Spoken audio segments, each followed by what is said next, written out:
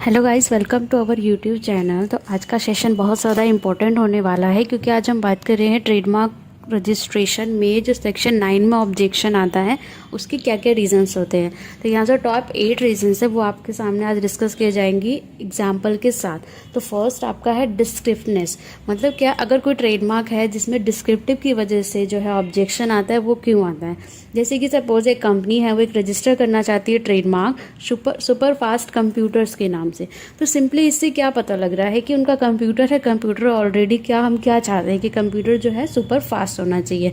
तो इस ग्राउंड पे जो है ट्रेडमार्क ऑब्जेक्शन हो सकता है, क्योंकि सुपर फास्ट एक तरह से डिस्क्राइब कर रहा है क्वालिटी को, कि कंप्यूटर की क्वालिटी जो ठीक है। और सेम ही चीज़ है वो प्रोडक्ट है, तो प्रोडक्ट और प्रोडक्ट का नेम सेम नहीं होने चाहिए, अलग अलग होने चाहिए। तो ये था फर्स्ट ऑब्जेक्शन। एंड नेक्स्ट, आपको कोई भी इशू होता है, कुछ भी पॉइंट नहीं समझ आता, सिंपली आप कमेंट बॉक्स में लिख सकते हैं, आपको उसका रिवर्ट दिया जाएगा। नेक्स्ट है devoid of distinctive character, means if a trademark consider to be common, अगर ऐसा माना जाता है कि ट्रेडमार्क का नेम है वो कॉमन है, जेनरिक है, जेनरिक मतलब जो हमारा प्रोडक्ट है उससे ही रिलेटेड है, या लैक ऑफ डिस्टिंक्टनेस, हमें पता नहीं चल पाता कि प्रोडक्ट और ट्रेडमार्क नेम दोनों अलग अलग है या एक ही है, तो उसको क्या है डिपार्टमेंट ऑब्जेक्ट कर सकता है। तो सिंपली इसका जो आप एग्जांपल देखेंगे, जैसे कि क्या है, एक एप्लीकेंट सबमिट करना चाहता है ट्रेडमार्क येलो पेंसिल के नाम से अपना वो ट्रेडमार्क रजिस्टर करना चाहता है। अब मेन चीज़ है, पेंसिल का ही आप ट्रेडमार्क कर रहे हैं और उसका नेम भी आप पेंसिल ही रख रहे हैं, बेशक आप येलो पेंसिल रख रहे हैं। तो क्या कर रहा है वो, एक तरह से ट्रेडमार्क की कैटेगरी को क्या दिखा रहा है कि वो स्टेशनरी का है। तो इस तरह के नेम्स में जो है ऑब्जेक्शन आते ही हैं। नेक्स्ट है जेनरिक नेम क्या होते हैं, जैसे कि यह ट्रेडमार्क को जेनरिक टर्म में, जैसे कि टेबल, आप एक फर्नीचर का ट्रेडमार्क करा रहे हैं और उस फर्नीचर के ट्रेडमार्क का नाम आप टेबल ले रहे हैं।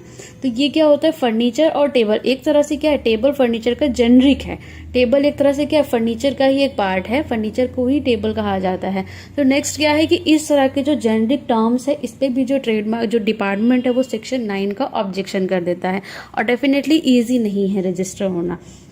तो नेक्स्ट है descriptive of quality, quantity, intended purpose, कि क्या है आपका क्वालिटी, क्वांटिटी और इंटेंडेड पर्पस का इसका मीनिंग क्या है। जैसे कि कोई एप्लीकेंट है, उसको रजिस्टर कराना है एक्स्ट्रा, अपना च्युइंगम को रजिस्टर कराना है ट्रेडमार्क, और उसका वो नेम रखना चाहते हैं एक्स्ट्रा फ्रेश ब्रीथ। तो डेफिनेटली पॉइंट ये है कि जो हमारा च्युइंगम होता है उसका हमारा फोकस क्या होता है कि जो हमारी जो ब्रेथ है वो फ्रेश हो जाए। और सेम ही चीज़ का अगर आप ट्रेडमार्क अप्लाई कराने जाएंगे तो डेफिनेटली ऑब्जेक्शन आएगा। क्यों? क्योंकि आपके क्वालिटी, क्वांटिटी और पर्पस वही आपका ट्रेडमार्क का नेम है, तो ये पॉसिबल नहीं होता है। तो इसलिए तो ट्रेडमार्क ऑफिस में object the mark is considered descriptive in the intended purpose. तो डेफिनेटली क्या करेगा, पर्पस क्या है, फ्रेशनिंग ब्रीथ, च्युइंगम, तो आप नेम भी वही रख रहे हैं। तो इस तरह से डेफिनेटली जो है ट्रेडमार्क पे सेक्शन 9 के अंडर में ऑब्जेक्शन आएगा। नेक्स्ट आता है जियोग्राफिकल इंडिकेशन। अब जैसे ये है कि एक trademark applicant tries register trademark switch watches, वो क्या अपने ट्रेडमार्क का नाम रखना चाहता है वॉचेस, किस चीज के लिए, उसको वॉच का ही ट्रेडमार्क चाहिए। अब क्या ये एक मिसलीड हो सकता है स्विस वर्ड से, कंज्यूमर को मिसलीड हो सकता है कि geographical origin may be consumer हो सकता है कि ये जो आपका वॉच है ये स्विट्जरलैंड से डिपेंड करता है, स्विट्जरलैंड से बिलोंग करता है। तो एक तरह से मिसलीड हुआ है, आप किसी ग्राफिकल ओरिजिन का आप यूज कर रहे हो। तो ये चीज़ क्या है, तो जियोग्राफिकल इंडिकेशन के बेस पे क्या है आपके ट्रेडमार्क में सेक्शन 9 का ऑब्जेक्शन आ सकता है। नेक्स्ट है प्रोहिबिटेड मार्क। कुछ मार्क्स होते हैं जिनको जो है लॉ में प्रोहिबिटेड मतलब बंद किया गया है, आप उनका ट्रेडमार्क नहीं ले सकते। जैसे कोई ऑफेंसिव वर्ड हो गया, मोरालिटी होगी। जैसे an applicant submits a trademark, कोई एप्लीकेंट को एक ट्रेडमार्क के लिए अप्लाई करता है, उसमें वो कोई गलत लैंग्वेज का यूज़ कर रहा है, गलत वर्ड्स को जो है वो ट्रेडमार्क लेना चाहता है, कोई मोरालिटी को जो डिस्क्रेस करती है ऐसा वो ट्रेडमार्क लेना चाहता है। जैसे सपोज आपको ट्रेडमार्क लेना है इंडिया वर्ड से, ठीक है, इंडिया वर्ड को क्या है प्रोहिबिटेड किया गया, आप किसी कंट्री का नेम नहीं ले सकते ट्रेडमार्क में, या कोई ऐसी लैंग्वेज जिस वर्ड को जो मोरालिटी के अपोज में रखा गया है, ऐसे वर्ड्स का भी आप ट्रेडमार्क नहीं ले सकते।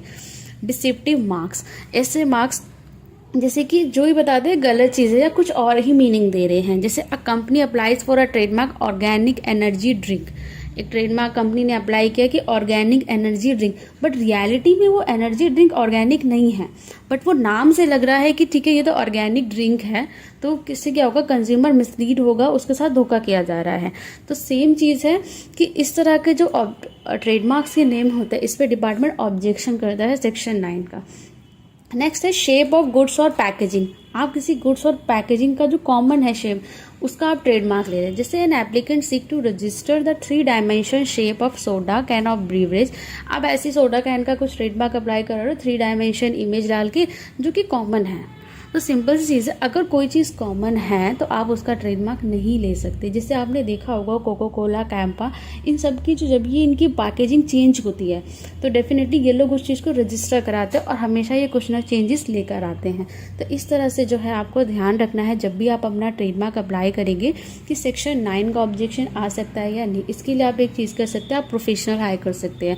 सिंपली आप हमसे भी कॉन्टैक्ट कर सकते हैं ट्रेडमार्क को वेरीफाई कराने के लिए। सबसे पहले आप अपने ट्रेडमार्क के नाम को चेक कीजिए कि उसको अप्लाई किया जा सकता है या नहीं किया जा सकता। आप इनिशियली उसको जानिए कि आपका ऑब्जेक्शन आएगा या नहीं आएगा और क्या चांसेस है किस स्टेप्स को लेकर जो आप ऑब्जेक्शन के रीज़न को कम किया जा सके।